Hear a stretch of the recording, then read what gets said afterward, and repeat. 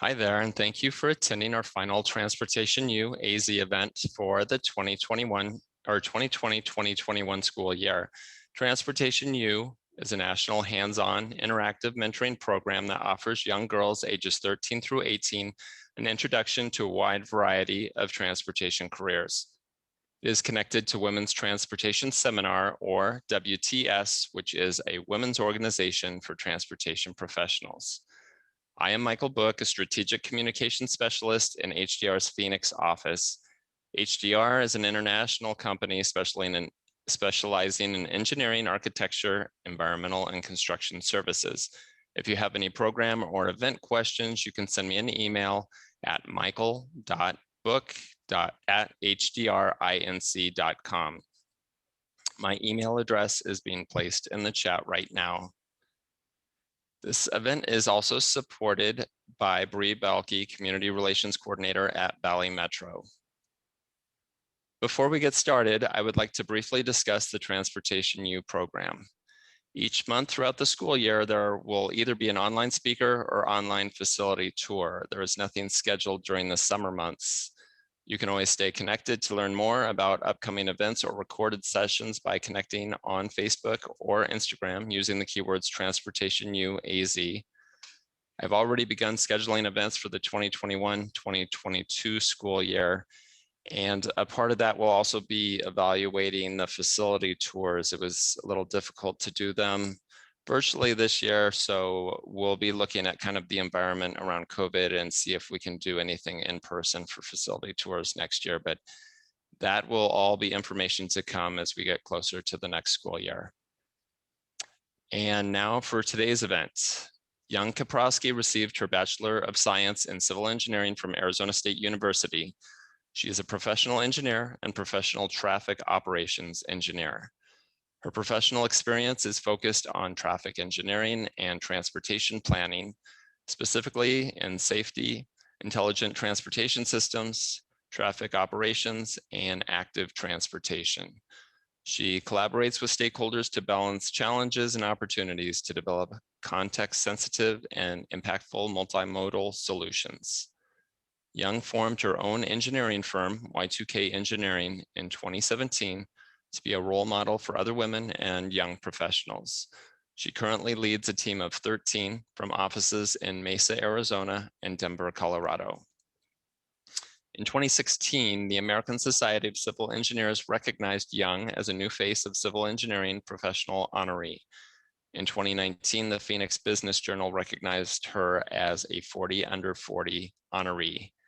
In 2021, the Phoenix Business Journal is recognizing Young as an outstanding woman in business and rising star. Young Koprowski is also the vice mayor of the town of Gilbert, Arizona. She was appointed as a council member in May 2020 to serve a term through December 2022.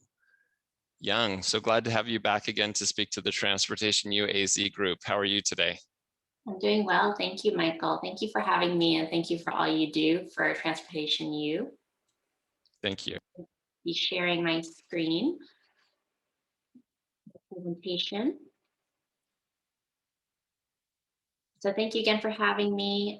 This presentation is really geared towards high school students that may have an interest in getting into a career in transportation engineering.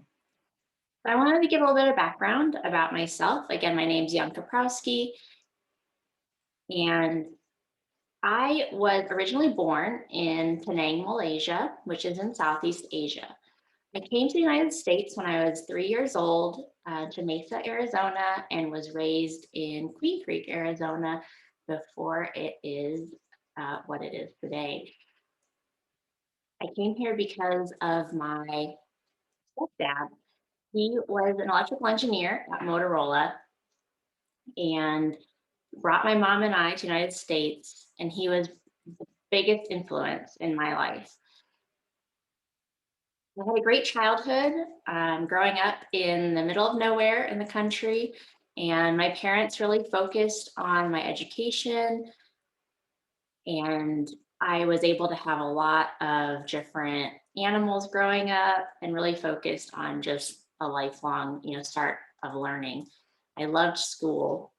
My parents were always great about focusing on um, not having any limitations, just me being able to do the best that I could, get the best education that I could. And I wanted to just convey that to the attendees today or anyone watching this, that you should never be afraid to be smart. It's what we have as we get into our entire lives and our career is our brain power and what we can do. And so that was really important for me as I was growing up and instilled in me at a young age. I loved school and really had a great opportunity to learn and focus on math and science and other kind of engineering related topics. My parents also were able to put me into some summer programs at ASU when I was in junior high school that focused on women in science and engineering. And I think those really set the stage for my career in engineering.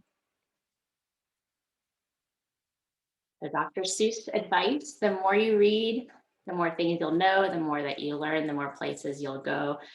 I really believe in this and would encourage any student to try to learn as much as they can. I think that there's never anything wrong with a little bit of knowledge, and that can really help expand your opportunities in the future. After high school, I got accepted into Arizona State University, where I decided to pursue a engineering degree in civil engineering. I actually started out at biomedical engineering and switched my major. But when I was at ASU, I had a scholarship that I had to do community service for.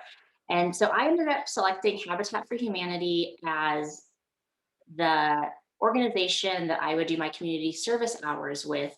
And that really, sparked a passion in me to give back to our communities. Throughout college and even after graduation, I volunteered with Habitat almost every Saturday. I became a team leader and a house leader as well. And it still means a lot to me. And it's one of my favorite quotes. We make a living by what we get, we make a life by what we give. This really inspired me to become a civil engineer and switch my major from biomedical engineering because I really like the construction aspect.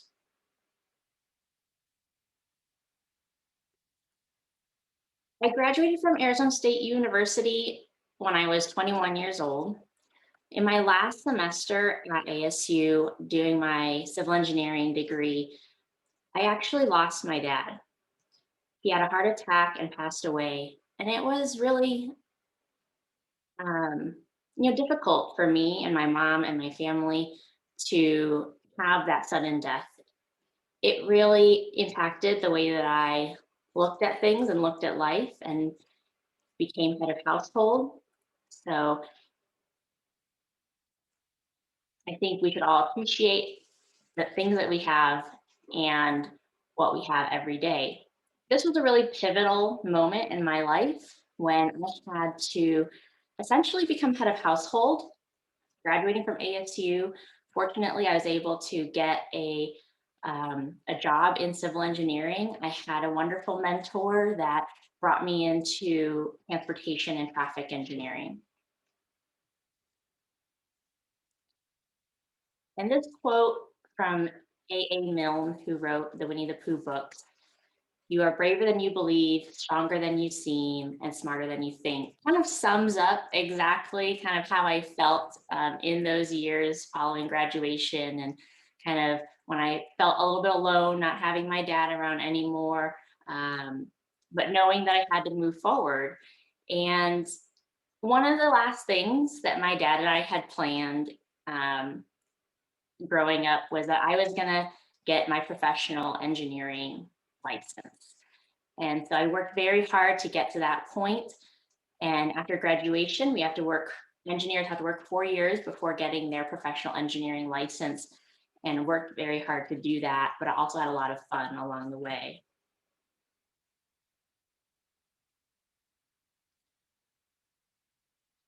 I became a traffic and transportation engineer and was able to work on a variety of projects that focused on transportation safety and planning of intelligent transportation systems.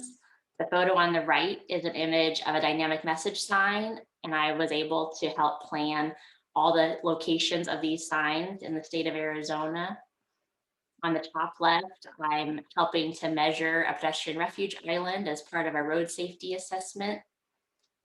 And on the bottom left is a drone image of an intersection in Peoria that I was able to support in analyzing the traffic operations and improving the flow of that intersection. And on the bottom right, I was actually installing a Bluetooth and Wi-Fi device into a traffic signal cabinet to help evaluate travel times and origin destination.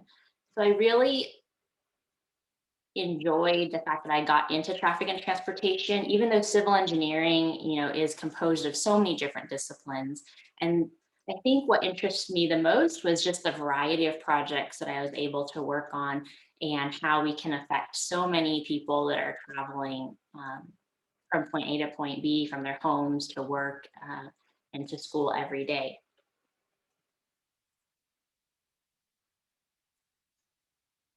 I've had so much fun in this career because I get to be creative and work on so many things that I love.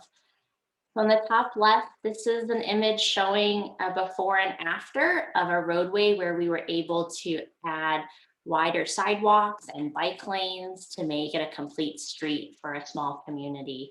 And this is also known as active transportation, which is walking or bicycling. And those multimodal choices, I think, are very important in transportation. On the right-hand side, this is a screen clip of a video that we actually produced in order to educate the public on some of the traffic and transportation improvements that we were going to do in the community. It's really important to engage the public and let them know what's happening. I do a lot of work for public agencies and the municipalities that take care of our roadway and our infrastructure, want to be able to communicate with the public and hear back about what's important to them. I also love to incorporate technology into our work. And so on the bottom left, it illustrates a project that I was able to do. It was a very large scale parking study for the Phoenix Open and Barrett Jackson car auction. And we actually used aerial imagery and some artificial intelligence software to identify parked cars in a dirt lot. So all those blue dots are actually cars. And this was a technology that was being used to actually count rooftops in other geospatial applications. In the work that I do for transportation safety, we also implement a lot of data analytics and technology to analyze historical collisions, predict future ones, and then come up with countermeasures to help make our roadways safer. Along the way, I got married. My husband, Keith, has always been by my side and supportive. And of course, life continues to happen along with our careers. And I'm just glad that I have someone that has always or never restricted my aspirations and always supported me in those. We have two children, Chase and Charlotte. They are 8 and 6 years old now. So I wanted to just share this because sometimes it seems like we have to choose. And I just wanted to share that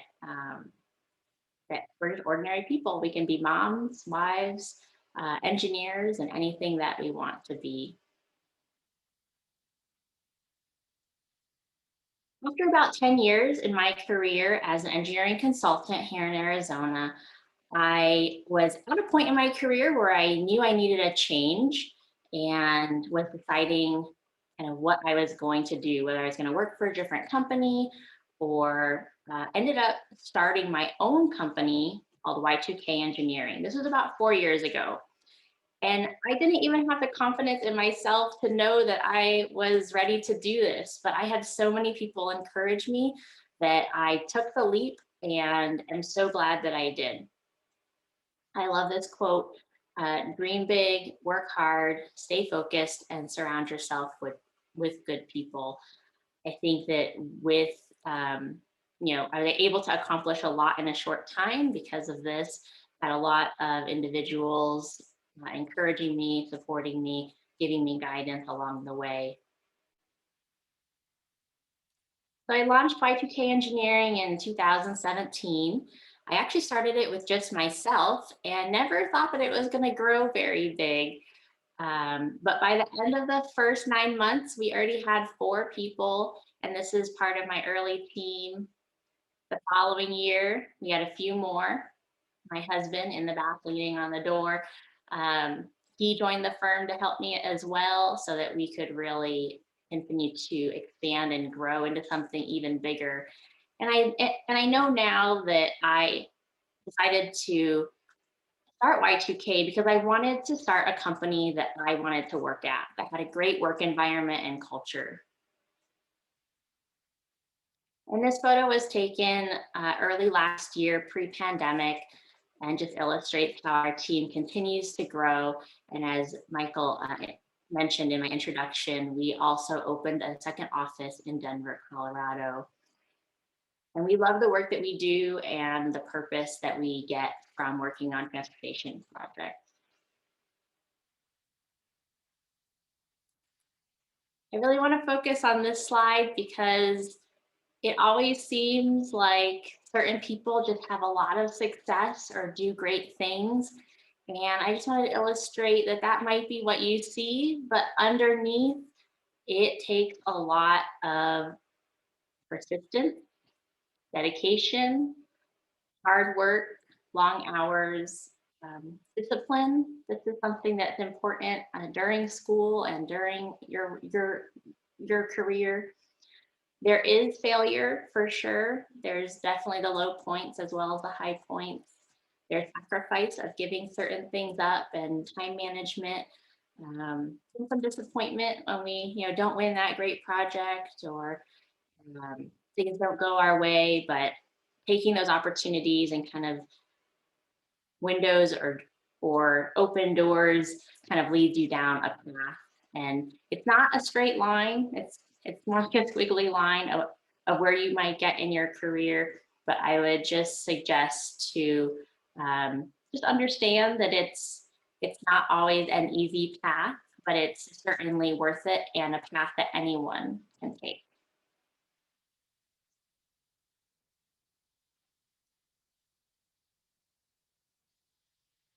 I think it's really important to just express that how you make others feel says a lot about you. So as you get into your college years in your career, just remember that no matter how hard you're working or what you're doing, to treat others the way that you want to be treated and do your best.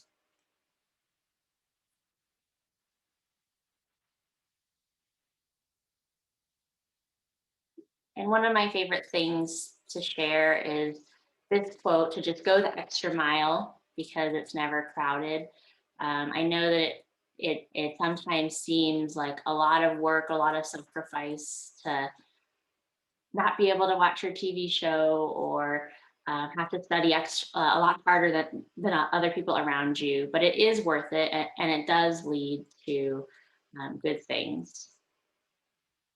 That was my general background, and I really wanted to open it up to questions that you may have, because I want to make sure that I answer anything that you're interested in.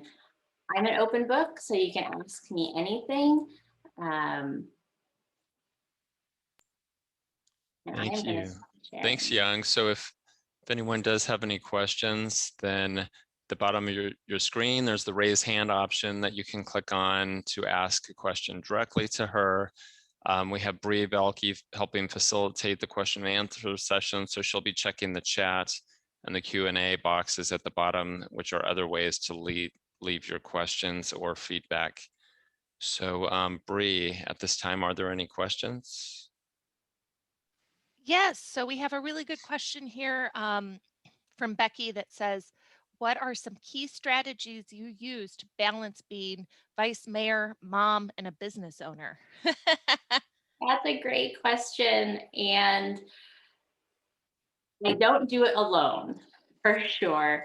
I get a lot of help from a lot of different people, and I have to kind of compartmentalize some of my days and dedicate my time and focus.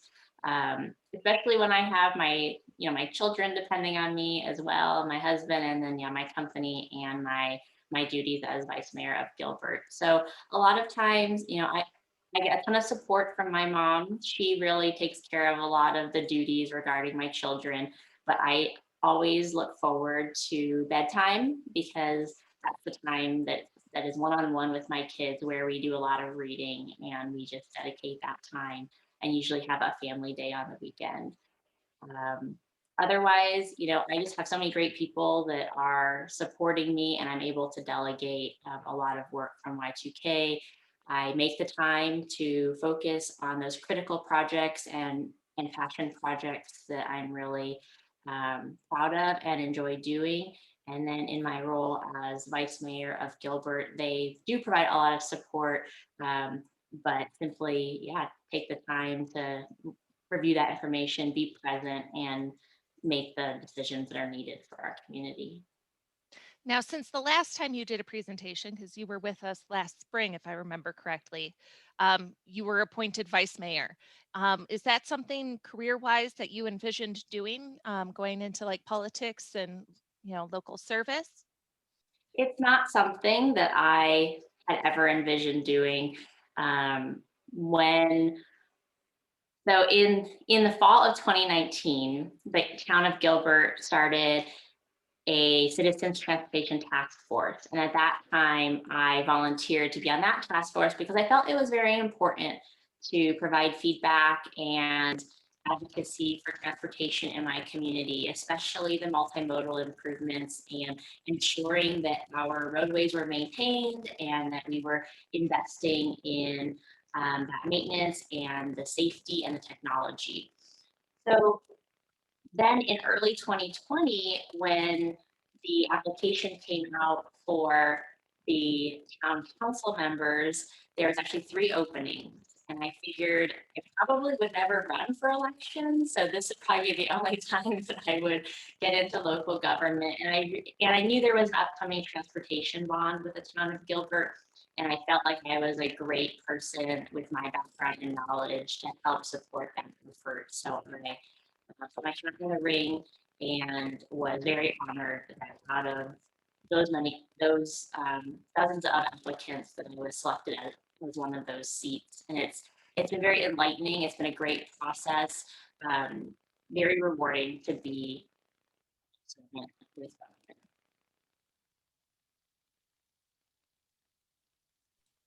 Okay, so we have another one here from Marianne, and it says, you took a big step starting your own firm.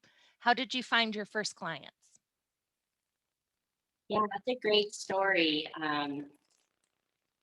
I have always been very focused on client service, and it was difficult to leave my last job because I did love the work that I was doing, but it wasn't a place that I could see myself long term. And when I started my own company, it was like it's always kind of different for everybody. And I created a business plan. I was thinking that I would have kind of the same clients that I had before, but really all my clients were new clients that were willing to take a chance on me. And a couple of clients that had, wanted to continue working with me, even with the move to the new company, that helped a lot. And in the engineering world for consulting, we have to submit proposals and respond to requests for qualifications. And one of the first projects that I did that for was a Safe Routes to School project in the city of Surprise. And it just so happened that we were selected for that work, and it really helped launch the firm moving forward. And every year since then, like I can name a significant project that just kind of helped um, keep the company growing and innovating and then just meeting great people along the way that have helped and wanted to join the team. So it helps that I was a project manager before starting my company, and I had worked at a small firm, so I knew how to pursue and win work. And then we just kind of translated that into the company, had some great help from industry friends and connections that helped set me up well with marketing and all the other components that are needed for a company. And we just took. So we have a really good question from Ashley, who's a senior over at Apollo High School. And it's one that I was actually going to ask too, because it's fascinating. Should I go to work or should I go to college first? What if I have to do both? Should I? And then another kind of component to this is, what if you're not good at math or science? Is that important? So That's a great question. And I think it can be different for everyone. I did work while I was in college, and at first you think it's really hard, but it really teaches you those skills for time management. I would probably suggest going to college before starting work, because the one thing you don't want to do is to start working and then getting used to that kind of income stream and then not being able to give that up to go back to school. Um, Focus on a career and look at the long-term planning of what that'll take, because we're in our careers for decades, and so you want something that has high wage that you enjoy doing. So I would certainly focus on your education, but that doesn't mean that you have to start at a university. You can start at a community college, or and then transfer to a university to try to not have as much debt um, in school. And you don't have to have, a, a strong focus in math and science to get into the industry of transportation engineering.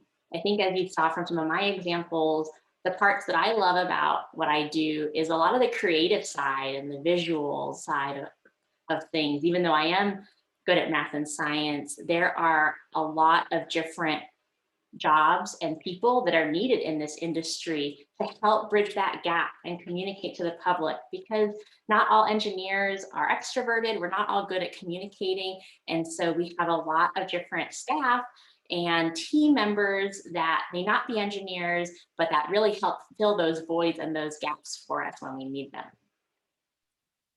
and I think this one you kind of touched on during your presentation, but what influenced you to become an engineer?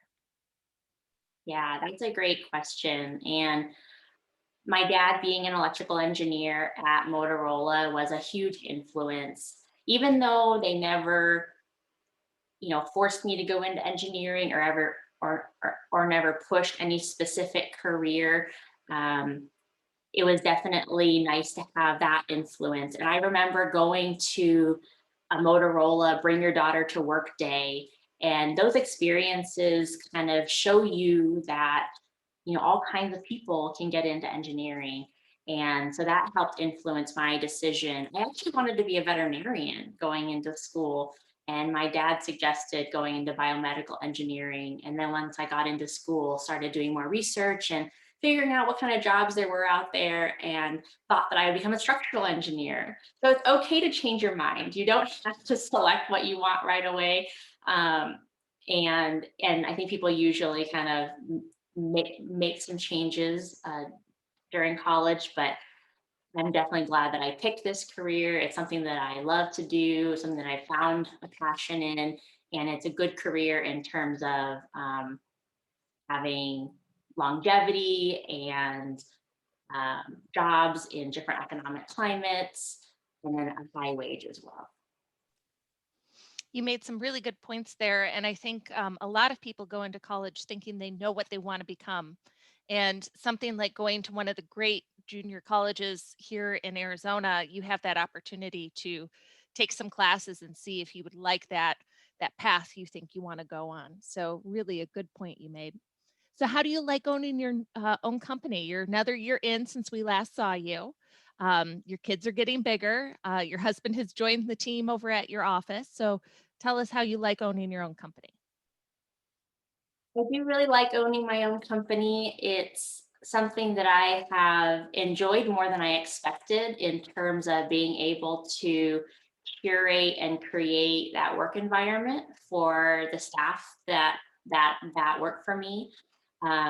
Creating the different policies, or even in this past year, being a leader during the pandemic, it just teaches you that you have to be very courageous and you have to make decisions not just for yourself, but for a lot of different people.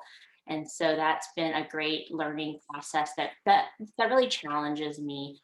And then I also like owning my own company because I'm able to really focus on the projects that I love to do and the work that I'm passionate about. So that's something that's been very important to me um, in my career. So we have a really great question from Kelly here that says, could you touch on your public service as vice mayor and how young people can be more involved or more informed in their own communities? That's a great question. And I think it's really important for young people to get involved, even if they're not voting age of 18, because when you live in a city, which most of us probably do, um, they're really creating the environment around you. They're helping to direct the economic activity in the community, including what jobs might be there, the the parks that are in your community, and then, as I mentioned, the infrastructure. And that's not just transportation; that's your water, your sewer. Um, and so it's really important to be involved and just be in the know. Sometimes it's hard though, because there's so much that you could be involved with. So maybe just picking up a few items. A lot of municipalities are now starting to have social media accounts. You know, Gilbert has a great digital team. So one thing that you can do is just follow your community on social media to get informed on the latest news, and then just pay attention. Um, Council meetings, that's where council members make a lot of decisions for the communities. But some of those decisions start at different commission meetings. So if you're really interested in Parks and Rec, you can follow the Parks and Rec board. Or if you're really interested in transportation, you can follow if there's a transportation commission or maybe a planning commission. Um, and so just paying attention to some of those elements. And when those surveys come out, or when they request, public input via public open houses, try to participate, ask questions. Even if you support a topic that they're trying to present to you, indicate that you support it, because sometimes all we're hearing is people that aren't supporting it, and then we end up in a bubble of just thinking that, oh well, no one's supporting this because the people that do support it just aren't saying anything. So I think that's important, to try to get involved in little ways like that. Those are some really great points. As somebody that has worked in a constituent services office, you are correct. You need to let your elected officials know when you're for or against something. It's extremely helpful. So I think we have a hand raised, and it should be Alex Albert. And I'm going to go ahead and unmute you. Go ahead and then please ask your question. Hi, Young. So I am so grateful that I got to tune in and see all those great pictures of you and your family, and that we've had the opportunity to be friends and do WTS stuff and work together too. But I wondered, I know that at times what comes across in your story big for me is that you've had to rely on other people and you've had to ask for help. Sometimes I find that that's not as easy to do. Have you struggled with that, or is there something that you've decided in your mind about reaching out to others for help that allows you to do it? That's a great question. And I haven't had a lot of problems asking for help. I think that it has to do with the fact that I'm willing to help others too. So when others offer assistance, or when I really need something done and I can ask for it, then someone's usually always there. And sometimes I just feel bad that I can't recognize people's assistance as much as I do, such as my mom, who's just amazingly devoted to her grandchildren. But I feel that I'm part of a bigger picture and a bigger story, and that no one person can really do it all, right? So that's just kind of my mentality in terms of understanding that we can get a lot farther and do a lot more when we work as a team. Um, Even teams that we know, or now that we have social media and other zones of influence to even influence farther out and not even know what we're influencing, but having that impact on our families, on our friends, our neighbors, and our communities in general. I think also being an engineer, helps with that, because we are helping society. I mean, that's the purpose for doing what we do. And so anyone in this industry, recognizes that there's that purpose. So I feel like it's easy to ask for that assistance or help when we're doing good for others. Good question. Thanks for asking it. Our next question comes from Mary Ann, and I think it's a really helpful one. What sort of soft skills do you look for when hiring staff members? The soft skills are really important these days. And I'll tell you a story. When I was in high school, my freshman year, got into high school, and I was great at school, but I was so focused on math and science that I thought that I could not give my focus and attention on English and language arts as well. So I got a D in my English class in my first report card in freshman year. And my parents grounded me that whole semester until I pulled that grade back up to an A. Um, and I'm really glad that they did that and kind of made me focus on all aspects of my education, because I use my language skills and my writing skills and my communication skills so much in my career. Even though I also have to do all the calculations and analysis in the engineering side, we have to communicate that in a technical report to non-technical people. We have to convey that to the public. We have to convey that to elected officials. And so focusing on kind of all aspects has been really important. So I think that's one soft skill, is to make sure that communication is very important, both written and oral. So I will also tell you that I was not a good public speaker. In high school, the word that described me was reserved. And even in college, I would rather just be invisible against the wall than have to speak in public. But when I got into my career, I had a lot of encouragement from mentors saying that this was an important skill to have. You need to be able to present your work, to be able to speak in public. And so I've had to work really hard and do a lot of classes and leadership training to kind of get to this point in my life.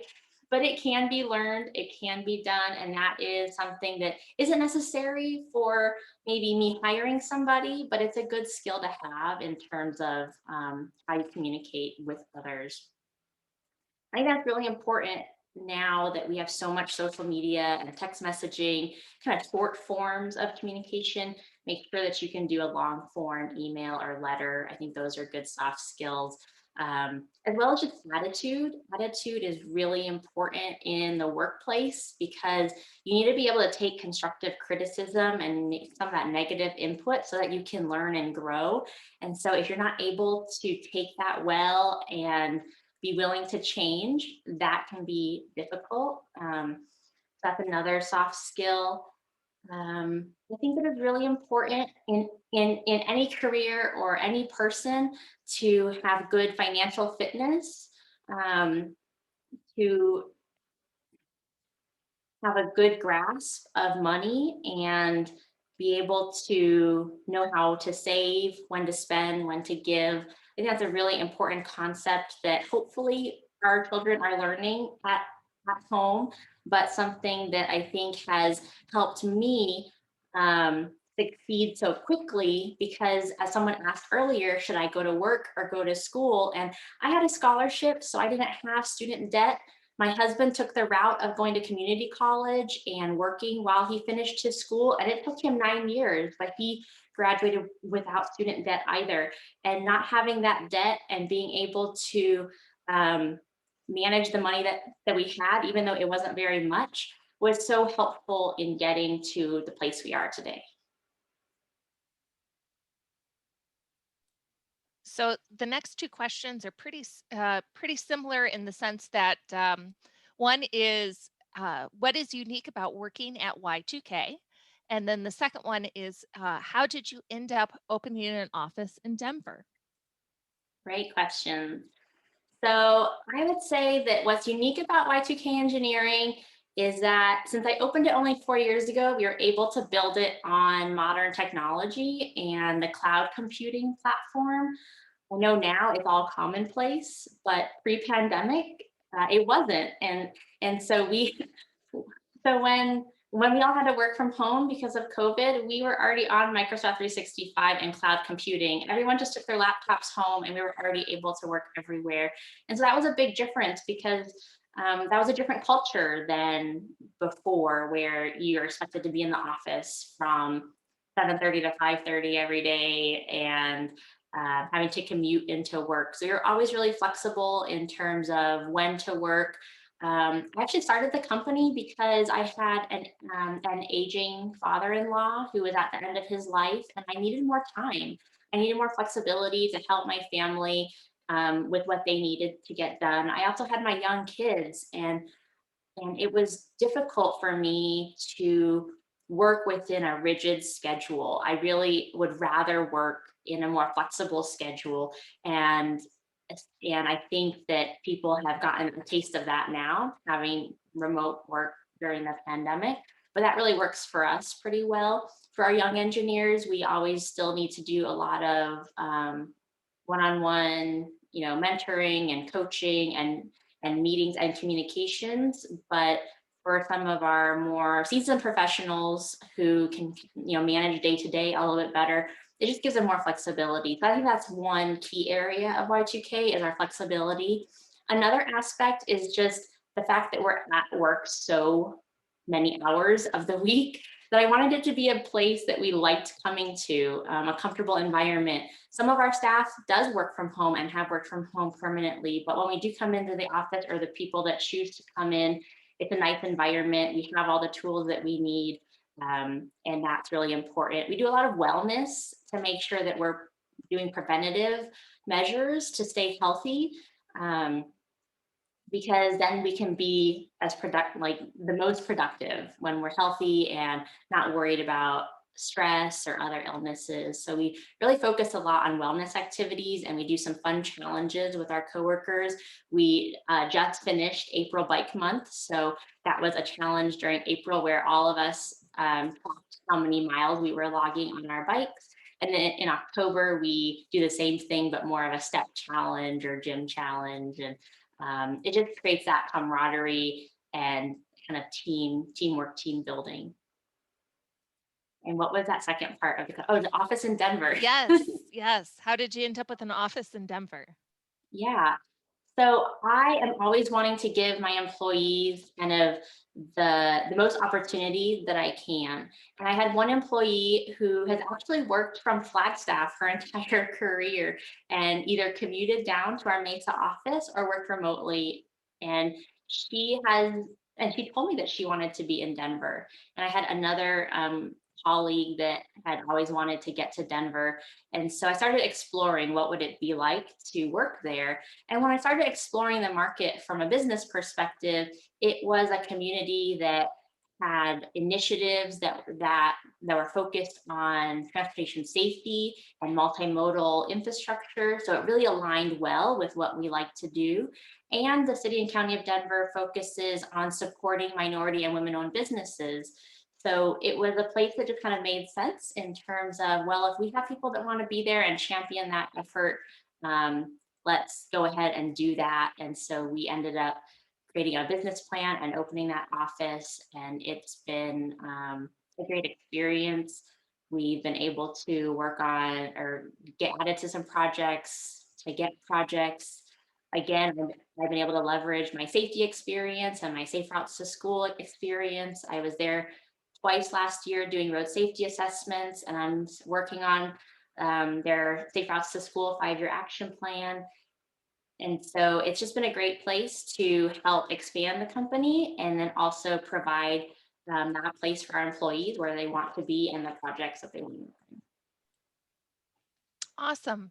Do we have any other questions? Just want to give everyone a last call. I have a question for Go for it. Young. So you kind of touched on this, but so with COVID, everyone had to either worry about themselves or their families, and both going through the process. You had the unique perspective of also having employees working for your company. So can you maybe tell us how that impacted your business, especially with starting a new office not too much earlier than when everything hit? So maybe talk about how you had to deal with it and maybe what you did. Yeah, it was probably a perfect storm for me because I also had the town of Gilbert now that was 260,000 residents that were also, part of what we were making decisions about. So I think overall it was trying to stay engaged and educated on what was happening. I mean, that was a responsibility that I felt like I had, and making sure that people had the utmost choice for what they wanted to do or what they felt was best for their families. Also, complying with state regulations and how we were going to continue operating. We did have some transitions, going from working in the office to having to work from home and being more intentional with that communication with those check-ins instead of just being able to shout out the door and to your coworker. Um, but I think overall we were able to, at least from the Y2k engineering side, migrate very quickly and easily because we already had the computer technology in place for working remotely. But from the side of our clients, who are mostly municipalities, they needed time because they needed to migrate into those systems. So we did see some delays. Additionally, because we're in traffic and transportation, a lot of our work is based off of traffic counts. And without people driving on our roadways and the reduction in traffic, we had to delay our traffic counts and some of the projects that would have relied heavily on that work. And so we did see or have a lot of uncertainty. We had ups and downs. We did have to take some reductions in hours for about 3 months company-wide to just help, regulate some of that uncertainty. But around Thanksgiving, I think people kind of realized we had to keep moving in terms of the industry of getting our engineering designs going. The revenue numbers were coming back stable or better than 2019. So that really helped have the municipalities be comfortable making decisions on moving forward with the projects instead of cutting budgets as was originally anticipated. So it was definitely a challenge, and it seems like there's kind of that light at the end of the tunnel right now, but everything is still a little bit uncertain. And I think all we can do now is just be respectful of however people are feeling in terms of the pandemic, and that will soon transition to some new order of business. But so far, we've just been really flexible, really able to pivot and adapt. And that's all we can do in these tough times. And honestly, they were tough times on everybody. And hopefully we won't have to experience something like that again for now. Thank you. Bree, are there any other comments or questions that have come in? We do not have any other questions. Okay. Well, thank you, Young, for, again, this is at least the third time that you've come and spoken to our group. I think what I like most about your story is that you really had, you didn't really, you had a plan in place and you listened to people. You weren't planning on starting your own business, but some people really encouraged you and you listened to what they had to say. And there were challenges. You didn't like speaking in front of the public and you listened about how to get better. And when it came to being an elected official, that wasn't your plan either, but you kind of wound up doing it. So it just shows that you have to be flexible and you're listening to what other people are saying and using your own intelligence to make the right decisions when it comes to moving forward. So I think that's what's really impressed me the most about that. But I also wanted to thank everyone else for joining us today. This session has been recorded and will be made available on the WTS Metro Phoenix chapter website. It's pretty simple. If you go to the Metro Phoenix WTS, just put in that keyword. You can pull up our website and then go to the tab that says Transportation U, and you'll see all the recorded sessions. It will take a few days to get Young's presentation there, but I encourage you, especially over the summer, to please share with other teachers or students that you may know that are, students thinking about possible career choices in the future. It's really great to get a perspective from different individuals in the industry on that. Besides that, you can also always go to the Transportation U AZ Facebook and Instagram social media sites, get connected with those, especially since this is the last session we're having for this school year. I have already started securing speakers for the next school year. So that would be a good, I see Bree excited about that. I am too. We're going to have some good speakers next year as well, and possible in-person facility tours if we can. So, get connected with our Instagram. You can also always email me for more information as well. But so as I mentioned, this was the last Transportation UAZ event for this school year. And so everyone, please have a safe and fun summer. Once again, I am Michael Book. If you have any program or event questions, please send me an email at michael.book@hdrinc.com. And again, thank you to Young for presenting today, and thanks to everyone else who was able to join us for the event today and for our other events this year. But in any case, see everyone in August. Thank you.